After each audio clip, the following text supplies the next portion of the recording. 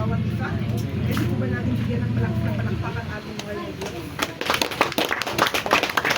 So, ito po yung araw na kung saan ay hinakda ng Panginoon para patuloy po tayong makigalak sa mag-asawa ni Gagawat at saka ni Sister Lily Rose para sa isang taong kaarawan ng kanilang isang anak. At the same time po ay dedication na rin po. So pinagsabay na rin po nila at salamat po sa presensya ng mga ninong at ninang, ng mga relatives at mga kaibigan po na dito ngayon. Alam ko po, malaking kagalakan ang na-impart po natin sa puso ng mag-asawa sapagkat alam ko ang mga tao ngayon ay masyadong busy pero thank God kasi holiday naman ngayon at nagkaroon po tayo ng pagkakataon na magtipon-tipon sa umagang ito para ilaos po natin ang birthday at dedication po ni Diamond. So tayo pong lahat ay tumayo at tayo po ay bumikit at tayo po ay manalangin. Panginoon, maraming salamat, dakilang Diyos, sa umagang ito, Panginoon. Wala pong magiging saysay ang gawain nito kung hindi niyo po kami sasamahan, O God. Kaya patuloy namin hinihiling, Lord God, ang pangunguna mo, ang pagsama mo sa bawat isa sa amin, na walang ibang mataas at madakila kundi ang pangalan mo lamang, Panginoon, O God. Samahan mo po kami, O God, Lord, at patuloy kang mangusap sa amin sa pamamagitan ng iyong mga salita, Panginoon. Salamat sa presensya ng bawat isa. Salamat, O God, sa safe and sound, sa protection, O God, na ibinigay mo upang ang bawat isa ay makarating sa lugar nito, O God. Lord, we welcome you, Father God. We welcome you, Lord Jesus. We welcome you, Holy Spirit, sa umagang ito. Ito po ang aming dalangin in Jesus' name. Amen. Amen. Sige po, tayo po yung makakaupo na. Praise the Lord. In behalf po sa Jesus Way Antonio Christian Church, Amen. We are here po para po sa isang dedication. Ang sabi po sa Biblia, Amen po, sa aklat po ng mga awit 127 verse 3, children are a gift from God. Proclaim that sons are a heritage from the Lord, children a reward from Him. As a believers, we are called to recognize that children belong first and foremost to the Lord. Amen po. So laking bagay po na kung saan ay ma-realize po ng bawat isa sa atin na ang bata o ang anak ay isa pong biyaya at dakilang regalo ng ating Panginoon. God in His goodness gives children as a gift to parents. Amen po. Yan po ay walang katapat na pera, walang katapat na material na bagay na regalo. Amen. At siya'y nagbibigay ng kagalakan sa puso ng mga magulang, ang isa pong anak. They have not only the awesome responsibility of caring for these gifts, but also the wonderful privilege of enjoying them. Amen po. So, makita mo yung anak mo, galing ka ng trabaho, nakakaalis ng pagod. Para sa mga magulang, tama? Sino po yung mga magulang dito? Taas ang kamay. Makita mo lang yung anak mo, amen, iba yung naitutulot na kagalakan sa puso ng isang magulang. Amen. Because children belongs to God and are given by grace as gifts to parents, it is only proper and appropriate that they be dedicated back to Him. So, sa biblical po, kung kayo po ay nagbabasa ng Biblia, ang sinasabi po sa Bible, hindi po binibinyagan ang bata. So, nagising po tayo sa ganong kultura, binibinyagan po ang bata. Pero po, ang sabi po sa Bible, saliksikin niyo po, siguro po may mga Bible po kayo sa inyong mga tahanan, I encourage po na basahin po ninyo, sapagkat wala pong bininyagan na bata sa Biblia. Sila po ay dinedicate. Ang ginagawa po natin ngayon ay yung pattern na ginawa po sa atin ng ating Panginoon Jesucristo. Si Jesus Christ po, syempre meron po siyang ginamit na nanay at tatay, si Jose at si Maria. Nung ika-8 days old pa lang po ni Jesus Christ, siya po ay dinala sa templo at inihandog o idinedicate po sa ating Panginoon. So gusto ko pong ipaliwanag sa inyo para may idea po kayo. lalo na sa mga single na naandito, that someday, kung magkakaroon po kayo ng anak, amen po, ang bata po ay idinededicate o inihahandog sa templo, sa ating pong Panginoon. Yung pong pagpabautismo po ay ginagawa lang. Ilang taon po si Jesus Christ nung binautismuhan? Meron po kayo idea? Sino po yung nagbabasa ng Bible? Do we believe in Jesus Christ? Naniniwala po ba tayo kay Jesus Christ?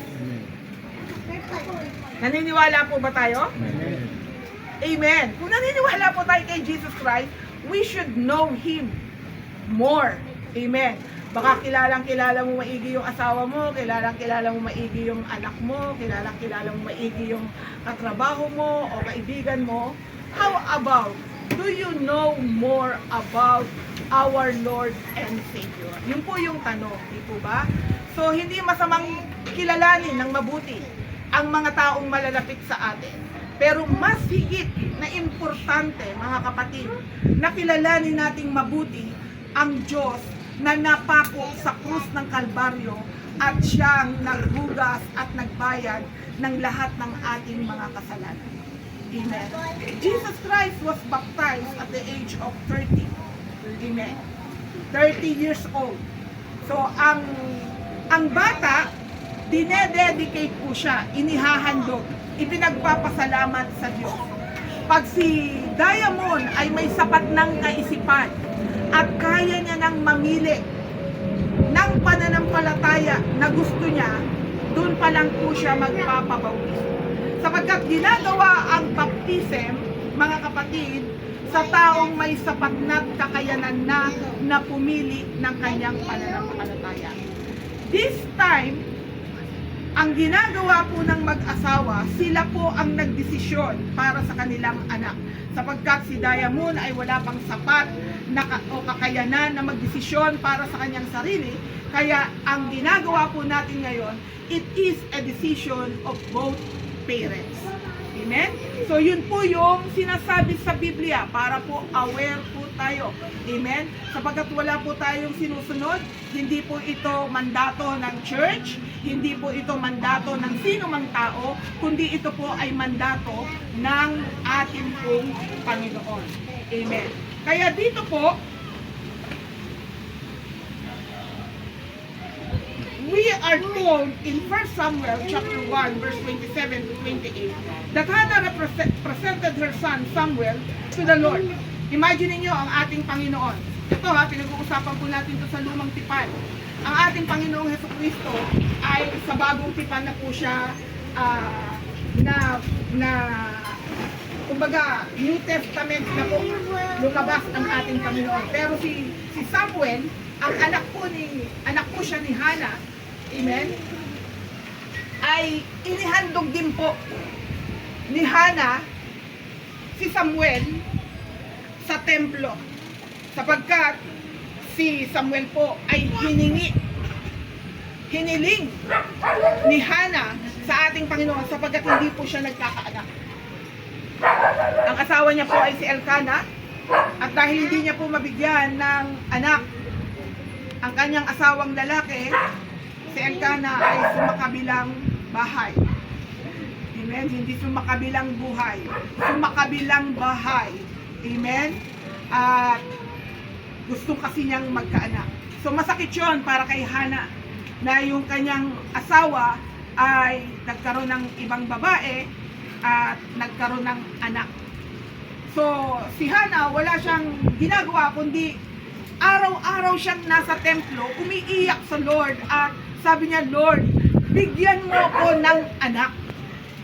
At kung bibigyan mo ko ng anak, Panginoon, ibibigay ko din po siya sa inyo. Alam niyo po, sa simpleng kahilingan ni Hannah, binigyan po siya at biniyayaan po siya ng anak na lalaki at yun po si Samuel. At yun po yung nasa Bible na tinatawag na Prophet Samuel. Kaya po, isa po siya sa ginamit para maisulat ang Bible. Amen. 1st and 2nd Samuel. Amen. So, mga kapatid, sabi po, we read that Mary and Joseph brought the baby Jesus to the temple in Jerusalem in order to present him before the Lord. So, lagi ko pong sinasabi, it is responsibility of a parent to bring our children to the Lord. Amen. Especially nowadays, mga kapatid, alam niyo po, napakagulo ng mundong ating ginagalawan. Ang daming, lalo na sa school. Kailan lang nag-viral ang Zamboanga. Amen. Lasal ba yun? O Ateneo. Amen. So, ilan po ang patay? Grade 8 lang siya. And that is grade 8. Grade 10. That is 4th year. Tama? 4th year high school. Pinagbabaril niya. Amen? Matapos siyang makapatay, pinatay niya din ang kanyang sarili. So, ang dami pong senaryo sa bansang Pilipinas, lalo na sa mga school, na kung saan ay talagang ang mga bata, amen, dahil po sa social media rin, kaya po mga magulang, bantayan po at educate po natin ang ating mga anak. Huwag po natin hayaan na sila gumagamit ng cellphone na walang right guidance ng magulang, sapagkat alam niyo po ay gadget is the window of the world. Meron po akong apo, totally tinanggalan po namin na hindi po siya gumagamit ng cellphone. Totally po. Cut. Kasi napansin po namin, kung siya gumagamit ng meron siyang nilalaro, parang nanginginig na siya. So, kinak po namin. At ang laki po ng improvement. So, mga magulang na nandito, hindi sapat na ma-improvide po natin lahat ng pangangailangan ng ating mga anak para masabi mo, mabait ka at mabuti kang magulang. Ang mabuting magulang ay hindi nasusukat sa dami at pagtutubay para sa inyong mga anak. Kundi dapat po, first and foremost, amen. Yes, parents can provide financial, food, material, amen. But ang tanong, as a parent, do you provide spiritual needs para sa iyong anak? Diyan po maraming bumabagsak na mga magulang. Someday, we will give account to the Lord. Whether we like it or not, haharap po tayo sa ating Panginoon. At isang pagsusulitan natin balang araw, kamusta? Naging mabuti ka bang magulang? Amen? Kayo po, kanya-kanya po tayong sagot niyan pagharap po natin sa ating pong Panginoon. Amen? So, as I experience, meron na po akong 2 anak. Meron na po akong apo. Marami po akong na-encounter na mga iba't ibang tao, mga magulang. Na-encounter ko po ang kanilang mga problema na kinakaharap sa kanila pong mga anak. At I realize na daming mga magulang ngayon sobrang busy sa pagtatrabaho. Pero wala na pong time para sa kanilang mga anak. Pinapabayaan na lang nila kanilang mga anak na eto ang baon, eto ang pera, pumasok ka. Pero yung quality time to check them, sino po ang nangangamusta sa kanilang mga anak? Ako po, ang bunso ko po ay babae, single. Siya po ay isang nurse. Kahit po siya ay tapos na at may trabaho na, I see to it na chine-check ko siya. Lagi po siyang gino-question, bakit late kang mama, may reporting pa kami sa next, nag-report pa ako ng, sa mga next duty. So, hindi ko mo may trabaho ay hindi na po natin sila, kung tapos na ay hindi na po natin sila i-check. We need to check them. Amen?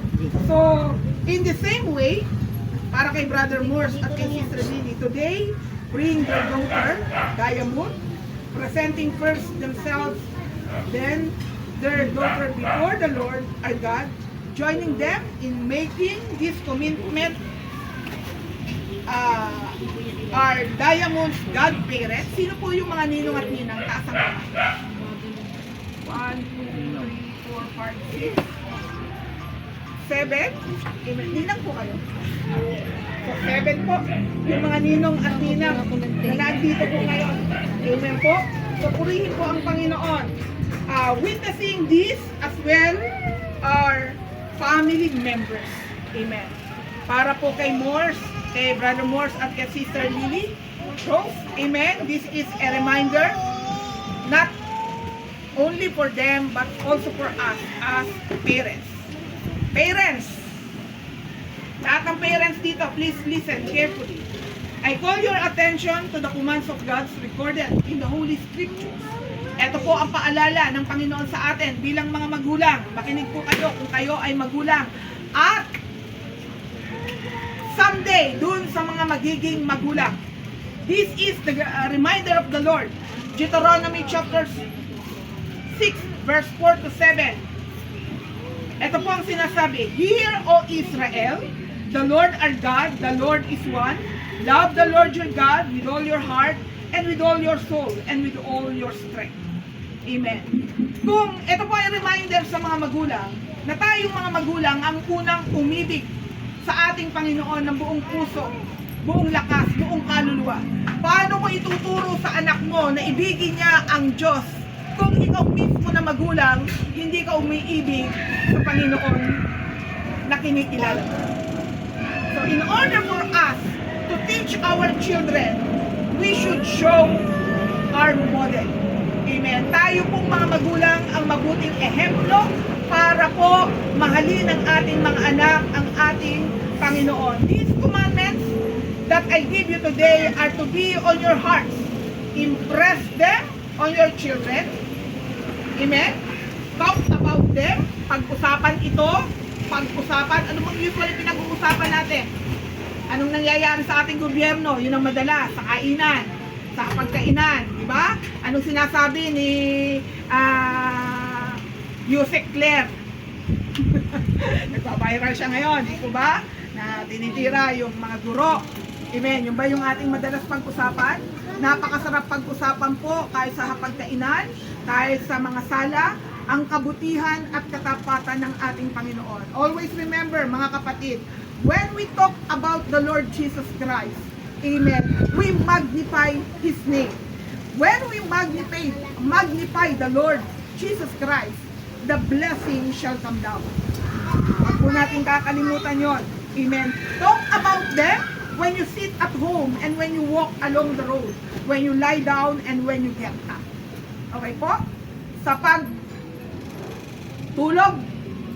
huwag tayong makakalimot manalangin kasi po, baka hindi ka na magising kinabukasan. Amen? Sa ating pagbangon, amen, alalahanin lagi natin ang ating desisyon mong matulog. Tama? Pero hindi mo desisyon ang gumising.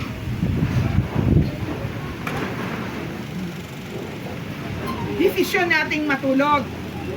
Kasi alam natin, gabi na ay matutulog ako kasi may pasok ako bukas. May gagawin ako bukas. Desisyon ko matulog kasi may pupuntahan ako bukas. Pero mga kapatid, hindi po natin desisyon ang gumising. Sapagkat ang may desisyon na gumising ang isang tao ay walang iba kundi ang ating Panginoon. Kasi maraming natulog, hindi na po nagising, sila po ay binawian na ng buhay ng ating Panginoon. So kung hindi iloloob ng Diyos na tayo po ay magising sa umaga, hindi po tayo magigising. Kaya desisyon nating matulog, pero desisyon ng Diyos na tayo ay gisingin sa umaga. Kaya before I touch the ground, before my feet touch the ground, I see to it, thank you Lord, I am alive. Salamat po Panginoon, ginising niyo ako ngayon. Sapagkat ang may kinalaman para ako'y magising, para tayo magising, ay walang iba kundi ang ating Diyos. So today, hindi lang po dedication ni Diamond kung bakit po tayo nandito ngayon. Inire-remind po tayo kung gaano kabuti at katapat ang ating pong Panginoon. Kaya sabihin mo sa iyong katabi ang buti ng ating Diyos.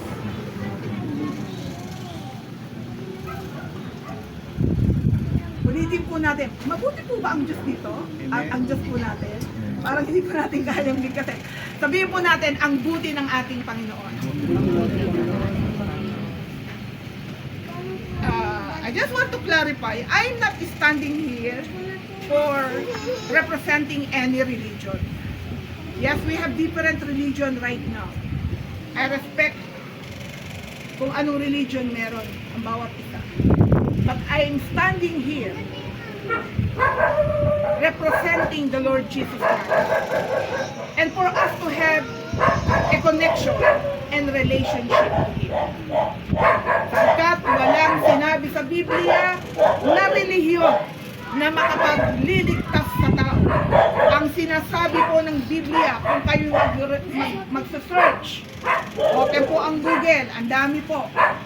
Sino ang makapagliligtas? At sino nga ba ang nagligtas sa bawat isa sa atin? Walang iba po.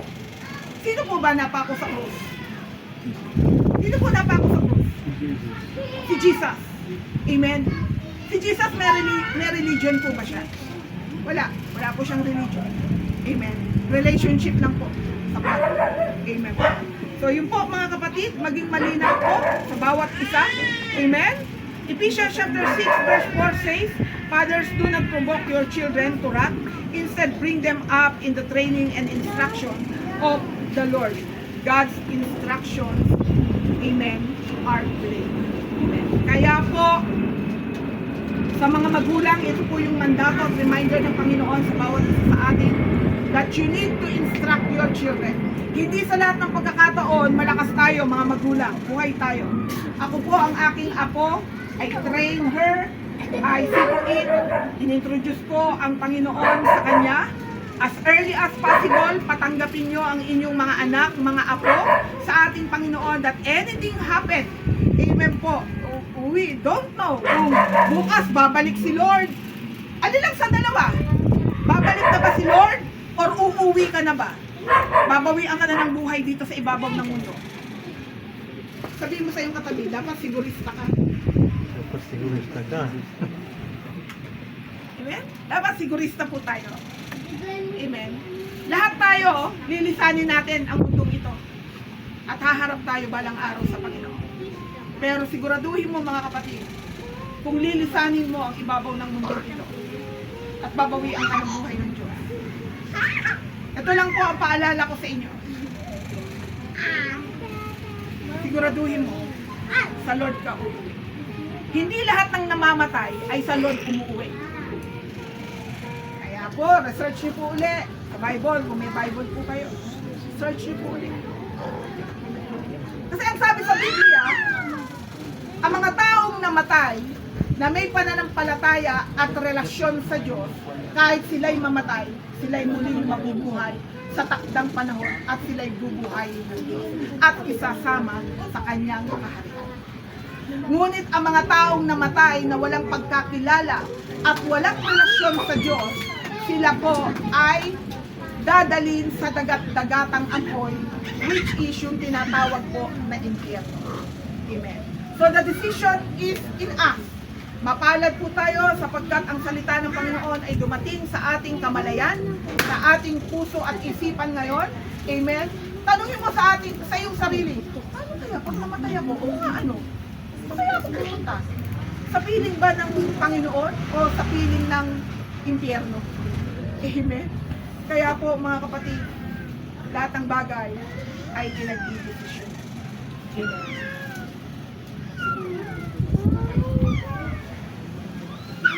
Vow of parents. Pwede bang tumayo si Brother Morse?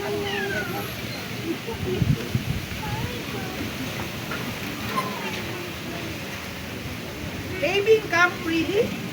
I ask now that you enter into the following commitment in the presence of God and His Lord. Para kay Brother Morse at kay Sister Lily. Do you vow by God's help and in partnership with Church to provide Diamond a Christian home of love and peace, to raise her in the truth of our Lord's instruction and discipline, and to encourage her to to one day trust Jesus Christ as her Lord and personal Savior.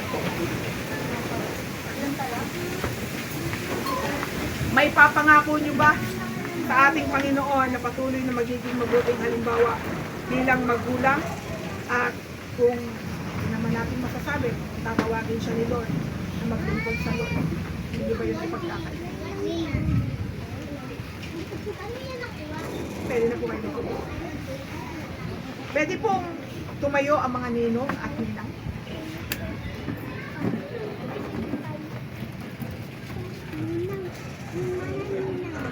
Para sa mga ninong at ninang na nandito ngayon, kayo po ba ay masaya na naging ninang at ninong ni Diamond? Hindi naman po kayo napipilitan.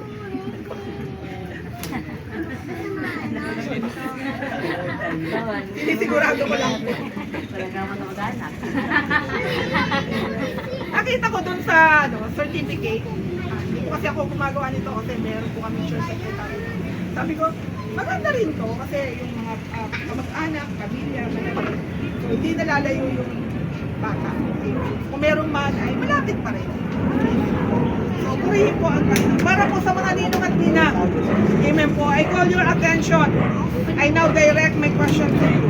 By coming forward for God and His people, do you hereby declare your desire to help Brother Morse and Sister Lily Rose?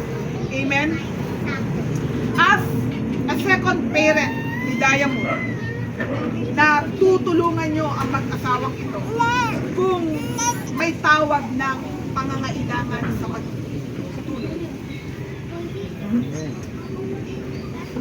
Having come freely, I ask now that you enter into the following commitment so that Diamond may walk in abundant life that Christ offers. Bilang mga tumatayong pangalawang magulang, do you vow by God's help to encourage Diamond? Amen. Through praise and correction in their effort to raise Diamond. Amen. In the fear of the Lord, to uphold them in prayer, and should anything happen to the parents, to assume responsibility in helping Diamond receive the Lord's guidance. Handa po ba kayo ibigay yun kay Diamond? Ang mga ninong at ninang, lagi ko sinasabi, kayo yung magiging bakod ng batang ito sa inyong inaanak. Hindi kayo kinuha dahil sa kung ano pa man na malaki kayong magbigay ng no. Alam nyo, na-realize ko, no? Lagi ako nag-handle ng child education, at nagiging ninang din ako. Ang dami ko ng ninang, ang dami ko ng inaanak. So nakikita ko po ng isang dahilan kung bakit kayo kinukuha ay dahil po may tiwala sila sa inyo. Trust, hard to earn. Mahirap po yung kuhanin. Amen. So meron po silang tiwala na balang araw. Siyempre, hindi naman nila ipapa-shoulder sa inyo. Amen. Pero hindi natin masasabi ang panahon. Hindi po ba? So yung tiwala ay nakita po nila sa inyo. Kaya bilang mga ninong at ninang, kayo po ba'y nangangako na magiging mabuting halimbawa sa inyong inaanak sa isip, sa salita, at sa gawa? So, praise the Lord. Hindi niyo po ba ipagkakain na pag lumapit si Diamond sa inyo at manghingi ng advice ay dalangin ko po, advisean niyo po siya na tama, nakakabuti sa kanya. Amen. Hindi ko mo, syempre, yung mga ninang, mag-aasawa yan, balang araw. Ninang, binugbog po ako ng aking asawa. Amen. O, hindi po nagbibigay ng sahod yung aking asawa. So, i-counsel niyo siya ng tama. Amen. So, may mga case-to-case scenario. Pero lagi sinasabi ng Panginoon sa kanyang salita, ang anumang pinagsama ng Diyos ay hindi pwedeng paghiwalayin ng tao. Amen. Kaya umiiwas tayo sa mga broken family. Amen po. Sa broken family. Para dun sa mga single, see to it. Amen. Na ang inyong hahanapin na future partner. Amen. ay talagang kaloob. Hindi nyo lang ginusto, kundi kalooban talaga ng Lord para sa inyo. So this time, i-dedicate po natin si Diamond.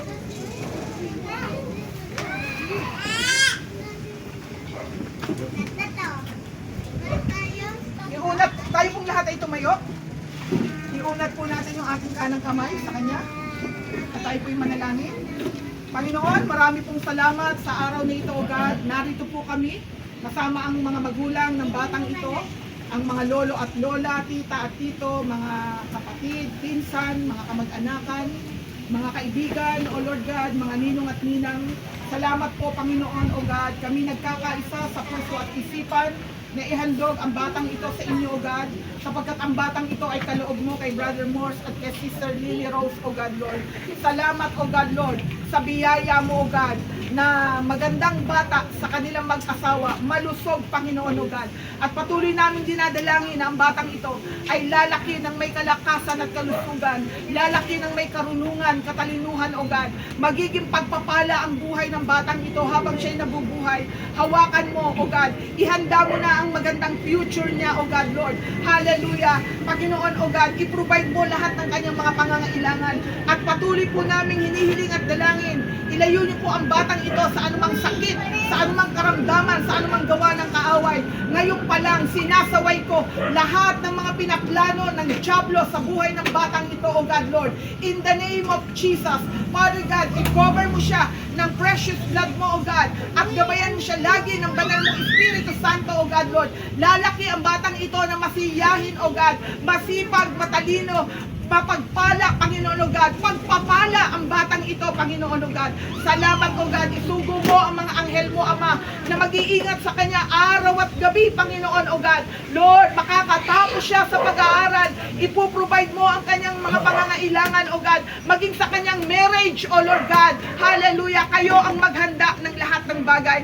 Father God, bilang yung lingkod, Panginoon, amin po siyang itinatalaga sa inyo, O God, Lord. Ang kanyang katawan, Espiritu at kaluluwa ay sa iyo lamang, Panginoon, O God. Oh, Father God, I pray in the name of Jesus, O God, Lord. Akin po siyang idinededicate at pinagpapasalamat po namin ang buhay ng batang ito sa pangalan ng Ama, ng Anak, at ng Banal na Espiritu Santo. Ang lahat po ay magsabi ng Amen and Amen. Praise the Lord. Pwede po tayong makaupo.